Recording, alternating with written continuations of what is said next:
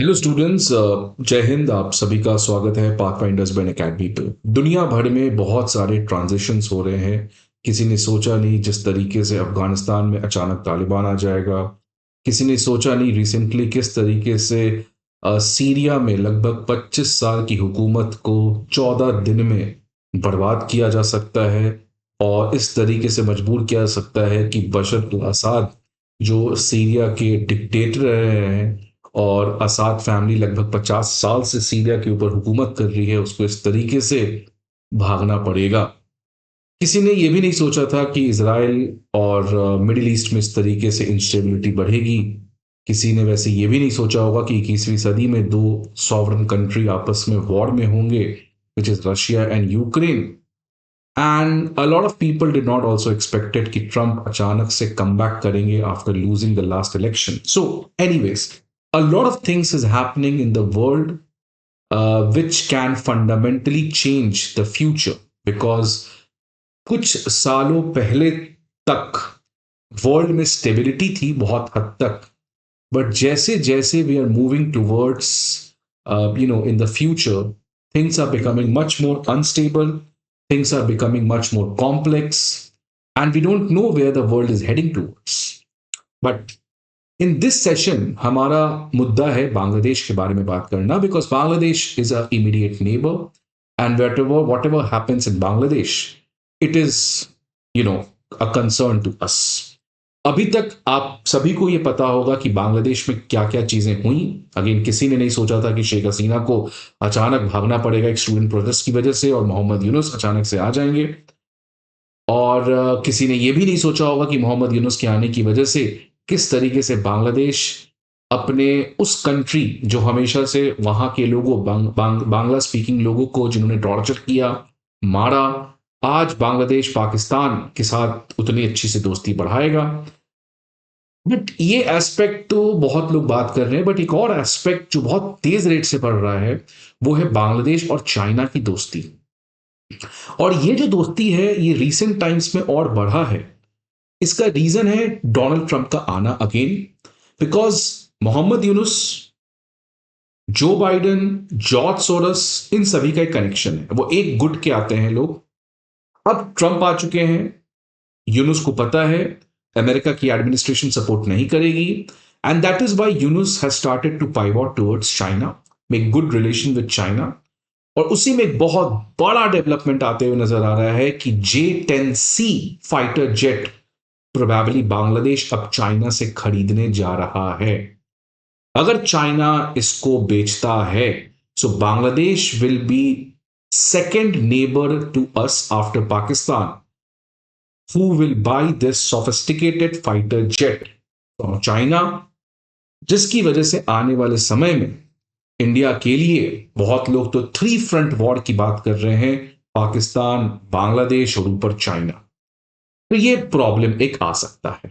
अब न्यूज क्या है आप समझिए कि जो एयर चीफ मार्शल हैं बांग्लादेश के समय, हसन महमूद खान, उन्होंने कहा है कि बांग्लादेश एयरफोर्स को मॉडर्नाइज करने की जरूरत बहुत ज्यादा है। एयरफोर्स की कैपेबिलिटीज को बढ़ाना सिग्निफिकेंटली बहुत इंपॉर्टेंट है, जिसके लिए उन्हें हेलीकॉप्टर्स चाहिए, फाइटर जेट्स चाहिए। अमेरिका तो प्रोवाइड नहीं करेगा, और अगर करेगा भी तो बहुत महंगे होंगे। वहां पे आ जाता है चाइना, बिकॉज चाइना को कोई मतलब नहीं है डिक्टेटर हो, डेमोक्रेसी हो, China only things of economy.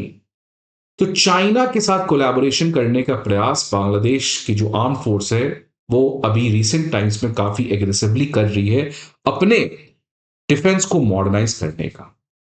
तो इसी मॉडर्नाइजेशन की खबर के बाद इंडियन डिफेंस रिसर्च विंग की तरफ से उनके वेबसाइट पे खुलासा हुआ कि जो बांग्लादेश की एयरफोर्स है वो चाइना से प्रोबेबली J-10CE फाइटर जेट्स को खरीदने जा रही है, जो अभी तक केवल इंडिया के पड़ोसी देश पाकिस्तान के पास है। ये जो J-10C है, that is not a very basic fighter jet, it is one of the 4th generation fighter jet.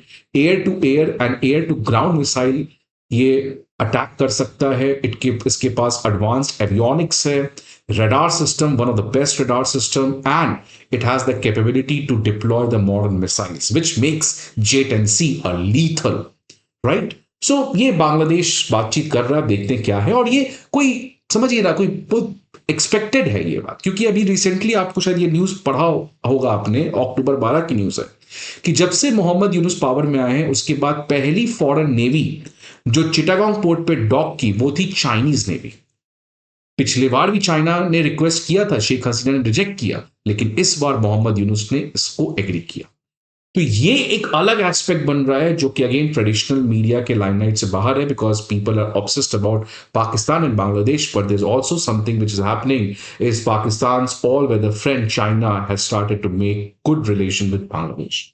आज के सेशन में हम लोग इसको पूरा डीकंस्ट्रक्ट करेंगे that what exactly is happening between China and Bangladesh relation.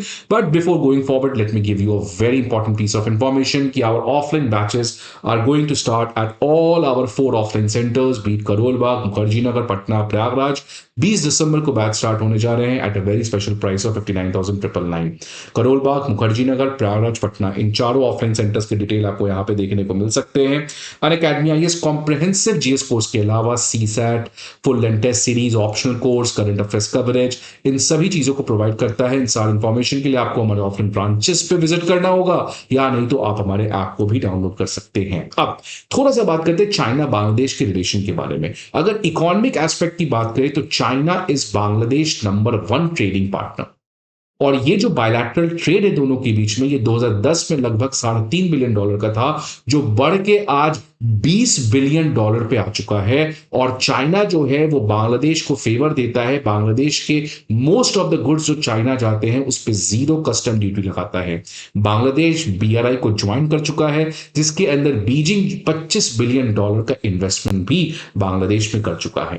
लेकिन जो सबसे इंपॉर्टेंट पिलर है वो है डिफेंस रिलेशन। अगर हम डिफेंस रिलेशन की बात करें तो चाइना और बांग्लादेश की डिफेंस पार्टनरशिप स्टार्ट होती है सन 2002 में, जब दोनों कंट्री डिफेंस कोऑपरेशन एग्रीमेंट करते हैं।